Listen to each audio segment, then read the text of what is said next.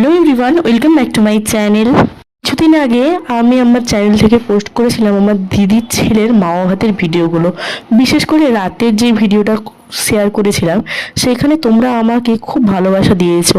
আসলে রাতের ওই স্বাদটার কারণে খুব প্রশংসা পেয়েছি এবং তোমরা কমেন্টে এত সুন্দর সুন্দর কথা লিখেছো, তার জন্যই আজকের ভিডিওটা বানাচ্ছি। শুধুমাত্র ফোনের ওপার থেকেই যারা মেসেজ করেছো বা ভিউজটা, ওটা কিন্তু নয়, যারা যারা আমাকে সামনে থেকেও দেখেছে তারাও কিন্তু খুব প্রশংসা করেছে।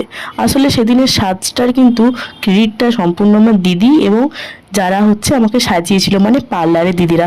যদি আমার দিদি আমাকে নাই নিয়ে যেত পার্লারে, তাহলে তোমরা এত সুন্দর লুকটা দেখতেও পেতে না, আর আমিও এত সুন্দর হতাম না।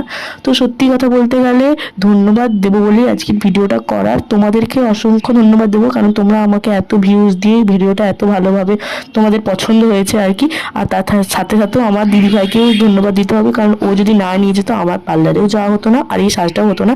আর পার্লারের দিদিদেরকে তো আমি সেই যেদিন থেকে সেজে এসেছি সেদিন থেকেই আমি বলেছি যে খুব সুন্দর খুব সুন্দর, মানে আমি ওদের সাথে তারপরেও আমার দেখা হয়েছে, তখন আমি বলেছি খুব সুন্দর সাজিয়েছো।